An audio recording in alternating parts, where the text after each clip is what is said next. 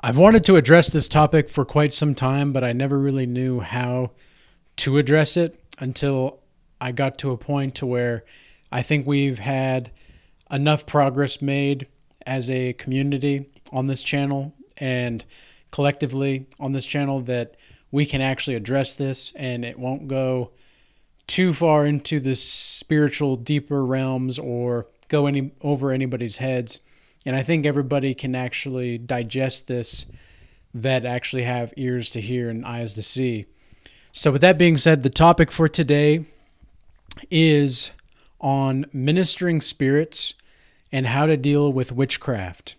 Now, for those of you that are not even aware of what ministering spirits are, you're going to learn today. You're going to learn today what they are.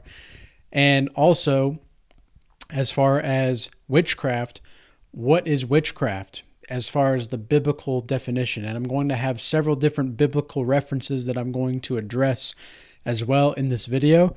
And so without further ado, the first is going to be in Revelation, and it's Revelation 22:15. It says, "For without are dogs and sorcerers and whoremongers and murderers and adulterers, and whosoever loveth and maketh a lie."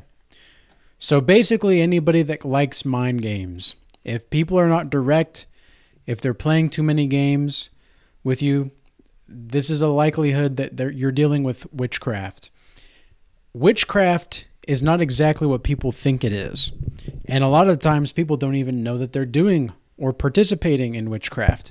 Because the reason for this is because witchcraft, what it really comes down to is being able to influence people with lies or deception. That's pretty much the basic definition of witchcraft. Even as the Bible says, it's whosoever loveth and maketh a lie. So if you're making lies, you're making up stories, you're participating in some kind of form of witchcraft. Now also in Galatians 5, I'm going to read a little bit here. Galatians 5:17 through 22. Actually 23. So it says, "For the flesh lusteth against the spirit, and the spirit against the flesh. And these are contrary to one another, so that ye cannot do the things that ye would. But if ye be led by the Spirit, ye are not under the law. Now the works of the flesh are manifest, which are these: adultery, fornication, uncleanness, lasciviousness, idolatry, witchcraft, hatred, variance, emulations, wrath, strife, seditions, heresies, envyings, murderers, drunkenness, revellings, and such like, of the which I tell before you, as I have also told you in time past, that they which do such things shall not inherit the kingdom of God. But the fruit of the Spirit is love, joy, peace, long-suffering, gentleness, goodness, faith, meekness, temperance. Against such there is no law." So essentially, all of the forms of witchcraft are anything that are having to do with the flesh that are made manifest. Now again, adultery is when a man that is not married or married is being lusted after by a woman that is married or not married, and vice versa. It really can go both ways. Or even worse, like as far as the Bible is concerned, is man and man and woman and woman. But also fornication is just pure lust. It's just pure like lust with no intention of actually connecting or building something together.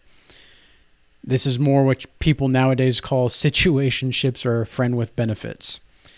And it's so crazy how many women out there will try to gaslight you into being a friend with benefits just because they want that opportunity with you. And then likewise with the men too. They'll say all of these things just to get you into bed, and then they'll never see you again. It's crazy out there, but that is what it is. And so witchcraft has to do with those kinds of things, like emulations, adultery, strife, heresies, etc., etc., etc. Now, as far as ministering spirits, which is in the passage, I had it pulled up, but I lost my page here, so I'm pulling it up online. It's Hebrews 1:14, that's right. So, ministering spirits were sent to serve those who will inherit salvation. So what exactly is a ministering spirit based off of that biblical definition? Well, based off of that biblical definition, a ministering spirit is something that you experience or some kind of voice that you will hear. It's not necessarily the Holy Ghost. It's not necessarily the Holy Spirit. It's not necessarily God. It's more of a presence that you can feel if you are spiritually attuned enough. And the first time that I experienced this was before COVID, in the pandemic, and before that hit. It was actually when I was in a very deep meditation, and I started to hear these voices, and I knew these voices were not mine. And that was the weirdest part. I knew these voices were not necessarily mine, but I could hear them loud and clear. And I was like, well, these don't really feel like hallucinations. Because that was what my mind thought. I immediately thought, okay, I'm going crazy. I'm going nuts. No, that's not what it was at all, actually. It was just, I was in such a deep presence in myself that I started to hear these voices. And they were very kind voices, and they were oftentimes very feminine voices. That was something I noticed in a lot of these themes when I heard these voices. They were very feminine in nature. And they were almost like guiding me to where I needed to go next. They were guiding me on what I needed to say to certain people. And I would actually start to have conversations with people where I would have the voices, which it sounds crazy because I'm like, oh yeah, there's voices in my head, but that's really not what it is in the slightest. It is a spiritual presence where you're having a communication, or you're having a conversation with someone, you're communicating with them, and then you start to hear like where to take the direction in the conversation. And so one time I remember I was speaking with a woman, and we were talking about the Bible at the time. And for some reason I had the intention placed in me to speak about the Corinthians. And when I did, it was like her mind was blown, because that was like one of her favorite books in the Bible. And that that's when she realized that I was actually a man that knew the Word of God, that I was actually a guy that was righteous and striving to be righteous. And her mind was like blown, where I could just put that into existence. And things didn't necessarily work out between me and this woman, but there were still moments of fondness in that relationship. And I remember after that conversation, it was almost like God put me on this track with this angel that was there with me to speak about these things, so that she can be guided to a better life somewhere else.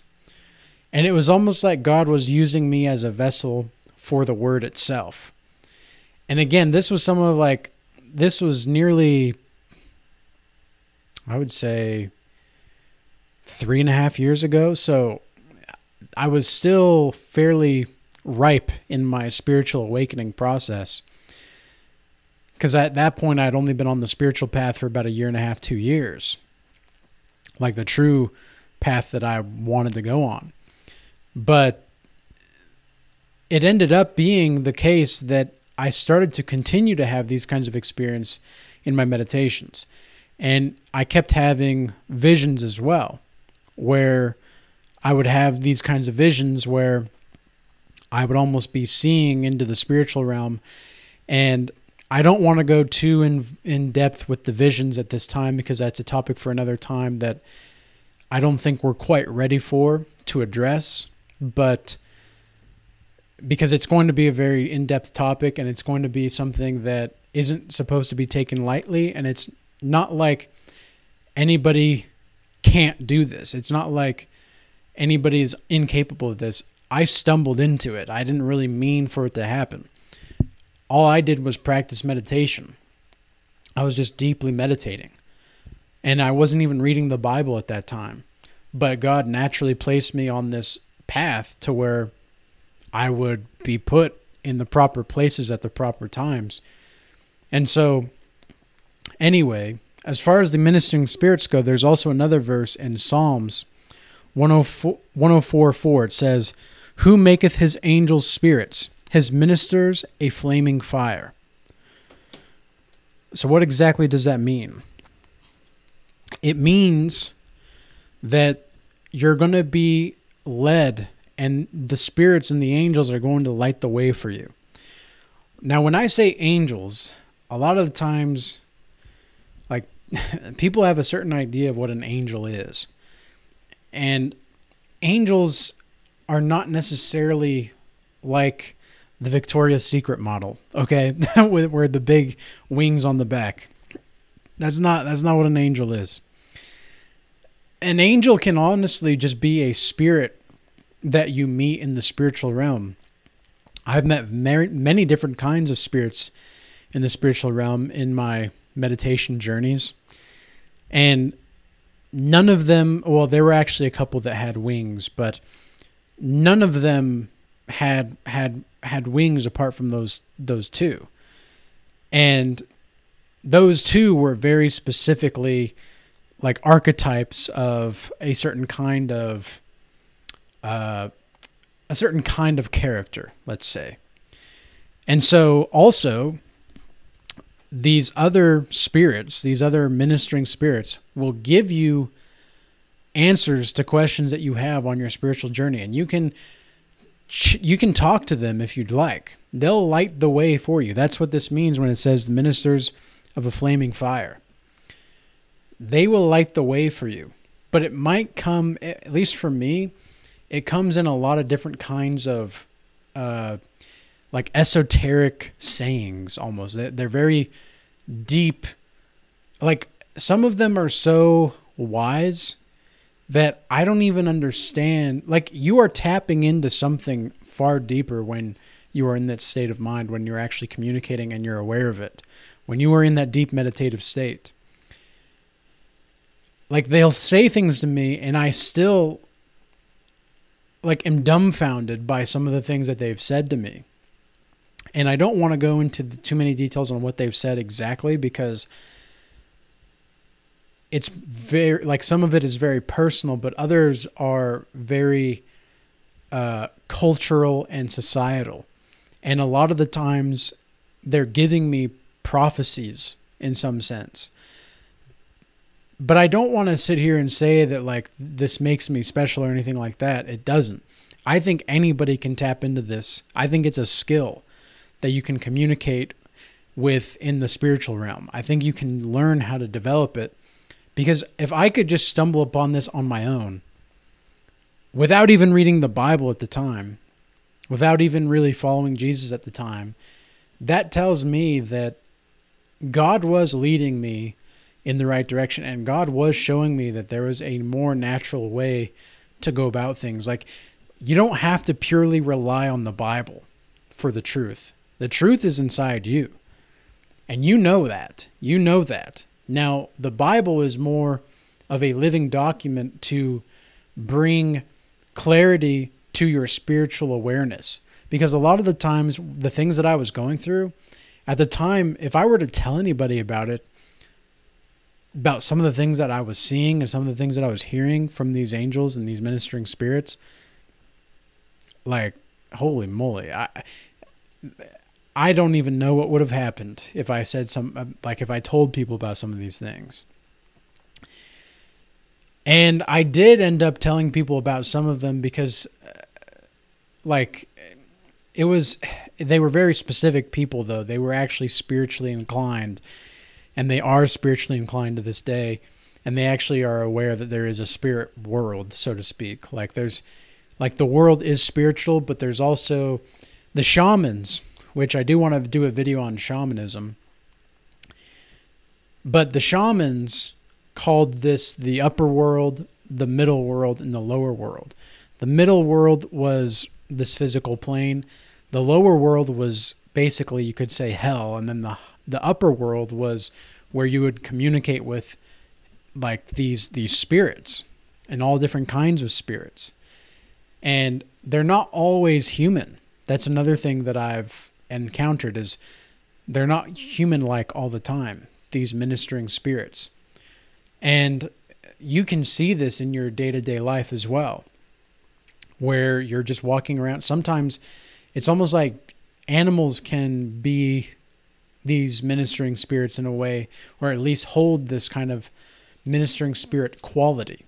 I think that's one of the reasons why so many people are drawn to animals, is because they do have these kinds of pure spirits. Like, an animal is just an animal. Like, that dog is going to be that dog, right? Like, you guys all know, if you've ever seen the dog, like, behave a certain way, and each dog has its own personality, just like a horse. Like a horse, I don't know if anybody's here been around horses, but horses have their own personality for sure.